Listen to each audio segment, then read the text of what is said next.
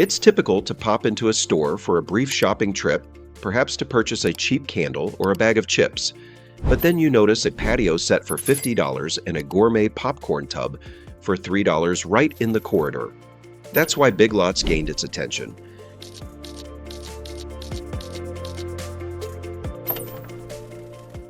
A place where shopping feels like a treasure hunt and everything is so cheap that it makes your pocket happy. The business concept was simple but brilliant.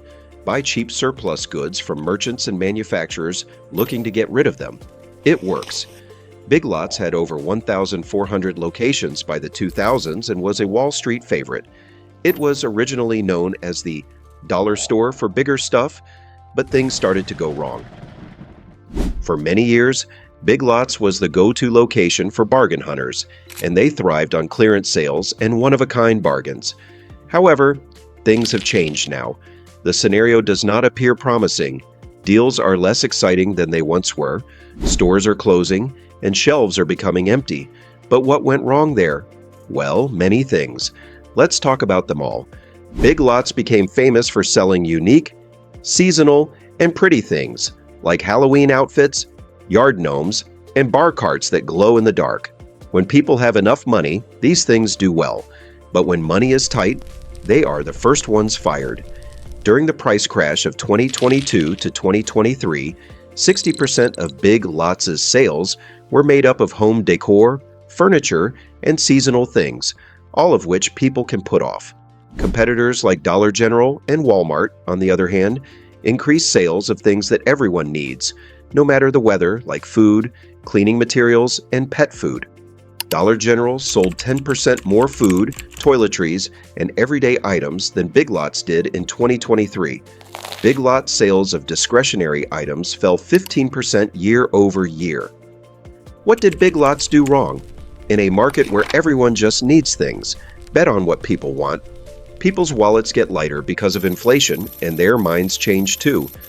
As prices go up, people are extra careful. It feels like every buy is a risk.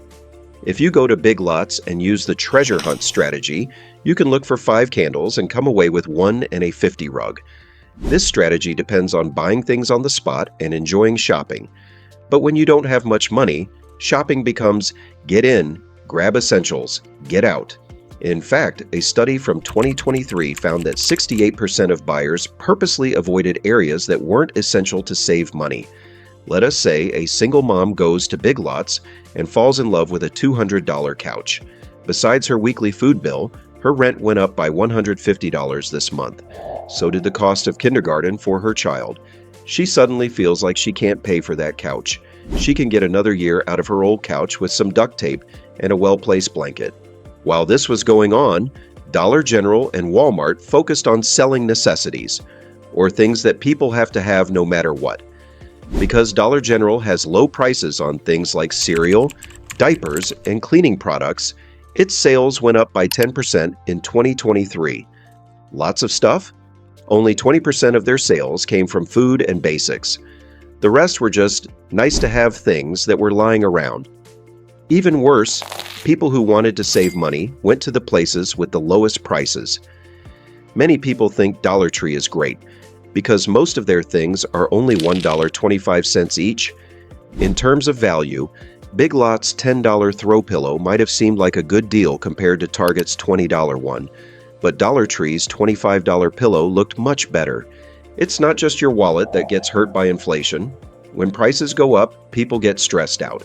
Now, they see every buy as a risk. That treasure hunt thrill that Big Lots was looking for was gone.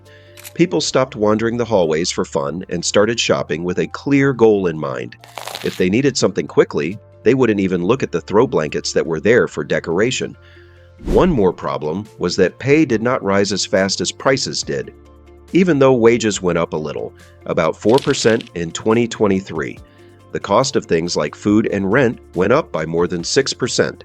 The big buyers at Big Lots didn't understand that math. It is like making $15 an hour and having to pay 20% more for food. You may have bought something at Big Lots for $25, which is now enough to pay for half a tank of gas. Even cheap things seem expensive when you are in a flood. Big Lots tried adding a quick consumables section with snacks and cleaning products in 2021, but it was too late and cost too much. Their supply chain was set up for buying furniture in bulk, not for buying food that goes bad quickly. Their stores didn't have freezers, and their relationships with food distributors were weak. Dollar General, on the other hand, had been selling cheap items that would last for decades. Big Lots had to borrow billions of dollars to stay in business, but what started out as a way to stay alive quickly turned into a terrible financial problem. When the pandemic hit in 2020, many stores, including Big Lots, panicked. When stores closed, sales dropped sharply, and the company needed cash quickly. To keep things going, they took out emergency loans for $500 million, which seemed like a good idea at the time. Borrow money now to stay alive and pay it back later. But by 2023, their total debt had grown to $2.5 billion, and they couldn't even make the interest payments.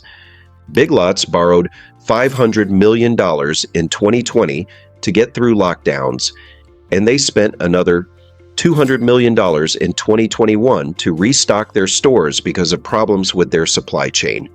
Debt isn't always a bad thing when it's used to fuel growth, but Big Lots' debt was rising while their sales were falling. A lot of Big Lots stores were closed in 2023 to save money on rent and wages. Many of the stores were in smaller towns that had been shopping hubs for years. Loyal customers even stopped shopping there because they couldn't barely find essentials there. Big Lots had to keep a certain amount of cash on hand and meet stricter payment dates from lenders. This made it harder and more expensive to borrow money. By 2023, Big Lots' credit score was rated junk by companies like Moody's, which made it even harder and more expensive to borrow money. It wasn't just the company that was affected by the debt problem. Suppliers and employees also were. Big Lots started paying its suppliers late, which put a strain on the relationships between the two. One home decor seller said that they used to get paid every 30 days, but by 2023, it was taking up to 90 days, and the company was still trying to get better terms. Some sellers even thought about ending their relationships with the company. It was also hard on the employees, whose hours were cut. If Big Lots had not made two big mistakes, they might have been able to avoid this terrible financial loss. First, they thought sales would get better faster after the outbreak than they actually would. Consumer habits changed because of inflation and more competition, and the company wasn't ready. Second, they borrowed money for the wrong reason. They could have used debt to pay for important changes like adding more groceries or more online sales, but they didn't. To keep their finances stable, they could have negotiated lower rent instead of closing stores, sold assets that weren't doing well, like extra warehouse space, and used their debt on projects that would pay off quickly. Instead, they kept taking out loans in the hopes that things would get better, but all that did was make their debt pile up. In simple words, they were making the same mistake over and over. When Big Lots used to have treasure hunt sales, you'd feel like you hit gold. But as time went on, other stores copied the idea and added their own twists. For example, Ollie's Bargain Outlet also sells used things, but they made it more fun by giving them a weird mascot, Ollie the Owl, and funny slogans like "Good Stuff Cheap." They also focused on smaller stores that were easy to get to and were full of snacks, books, and things you need for the house. Big Lots shops were crowded and old-fashioned, but Ollie's stores were clean, well-organized, and full of life. There were 300 Ollie's shops in 2018 and over 500 by 2023. Big Lots, on the other hand, closed stores. Big Lots tried to compete by adding cheap clothing sections, but let's be honest, no one gets new clothes there. Their clothing aisles were full of odd sizes and styles from last season because they didn't give them much thought. At the same time, Burlington became known as the spot for cheap fashion finds, which kept people from shopping at Big Lots for home furniture. Big Lots even tried to sell food, but their stock was all over the place.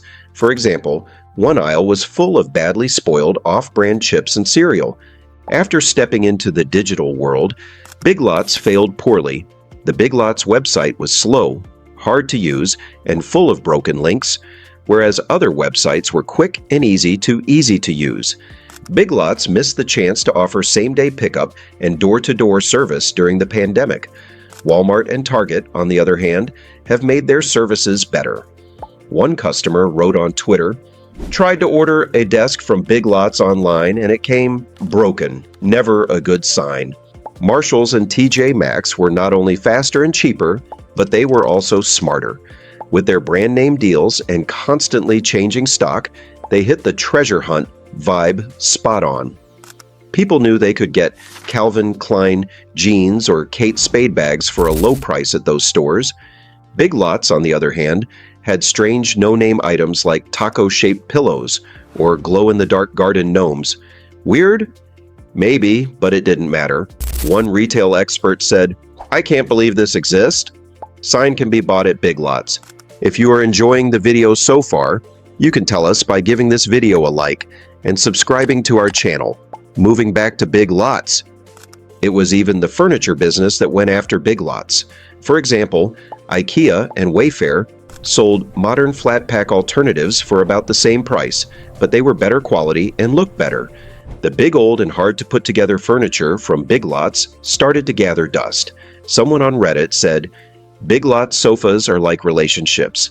They look good at first, but after 6 months, everything sags." The last nail was planned rewards. Competitor stores like Dollar General and Ollie's now have rewards apps and digital offers. Big Lots reward program seems stuck in 2005. You had to cut out paper coupons to get in on it. Apps now keep track of your purchases and send you personalized promotions. Big Lots' strategy was like handing out flyers at a metro stop. It's because Big Lots tried to be everything to everyone. Dollar stores gave their customers prize-hunting fun, and Amazon focused on their ease of living. But Big Lots didn't pick a niche, like focusing only on groceries or home essentials. Instead, it tried to be everything to everyone, which means they are losing customers because they don't know who they are. They didn't think about online shopping at all. It would be like having a party in 2023 and only being able to invite people by mail. No calls, no social media, no direct messages. That's pretty much how Big Lots handled online shopping. Other stores were making great websites, apps, and same-day delivery options, but Big Lots stuck with the browse our aisles way of thinking. They fell behind because they didn't change with the times. When COVID hit in 2020, people who couldn't leave their homes bought everything from toilet paper to trampolines online. Online sales at stores like Target and Walmart have sometimes gone up by 200%. You can now buy online, pick up in store at dollar stores like Dollar General. But what about Big Lots? Their website looked like an old VHS cassette. It was hard to use, they didn't have many items in stock, and their delivery options were slow and expensive. One customer review from 2021 said it all. "Trying to shop at Big Lots online feels like you're back in 2005. Take a look at their page first. Have you ever searched for something on a website that looks like it was made by your uncle, who is terrible with computers? That was Big Lots' online store. Items weren't organized well. If you looked for lamps, you would get 10 results buried under pet beds and wall art. There were also no filters, so if you want a blue couch for less than $300, good luck sorting through 200 ads that don't match. Amazon, on the other hand, lets you quickly sort things by color, price, brand, and user rating. It also crashed a lot during busy times like Black Friday. In 2022, customers' orders were double charged, which led to angry tweets like, "Big Lots just charged me twice for a rug that won't arrive until Christmas next year." Then there was the problem with the stock. An investment report from 2022 said that Big Lots' online inventory only had about 20% of the things that were in stores. This meant that even if their businesses had cute, the website said the coffee table was out of stock, or, even worse, didn't have it in stock at all. Members of Amazon Prime got free 2-day delivery, and members of Walmart Plus got same-day shipping on important items. It got annoying bringing furniture, even though express shipping cost $25 and took 3 to 5 days. When someone ordered a $200 dresser from Big Lots, it could take up to 3 weeks for it to arrive via a third-party trucking service, and it would be hard to keep track of. "My couch delivery got rescheduled 4 times, said a customer in California. Amazon Prime members got free 2-day delivery, and Walmart Plus members got everyday items shipped the same day. People tried to spend as little time as possible in stores during COVID. At Target and Best Buy, you can order online and pick up your items in an hour at the curb. But at Big Lots, you had to look around and hope that the item was there. To find something on Big Lots was a matter of sheer luck. It was interesting to see how Big Lots and DIY stars worked together to show off their home decor on TikTok and Instagram, while Dollar General's $20 grocery hauls went viral. However, Big Lots' social media posts were dull and unoriginal, like pictures of poorly lit patio chairs with captions like "Summer Savings." Looking at all this, customers were super bored of the Big Lots. This lack of digital care cost the company a lot of money. In 2023, online sales at Big Lots made up only 8% of total sales, while they made up 25% at Walmart and 40% at Amazon. Wayfair and Overstock, two niche home companies, did better than them with personalized marketing and suggestions. Big Lots also couldn't retarget customers who left items in their online shopping carts because they weren't collecting their data, which is something most retailers do. This could have been fixed, but it would have cost a lot of money to do so. Big Lots even tried online marketing to grow, but it didn't work very well. In 2021, they called it a new app, but it was just a PDF of their weekly ad. You can't check out on your phone, and there are no rewards for being a loyal customer. It wasn't a surprise that it didn't work. In 2010, the leaders of Big Lots determined that the best strategy to dominate the discount store market was to open as many stores as possible all over the place. They began to expand swiftly, opening almost 400 new stores in less than 10 years. What's problematic is that many of these stores landed in small towns or aging strip malls that were already crowded with Walmarts and cheap merchants.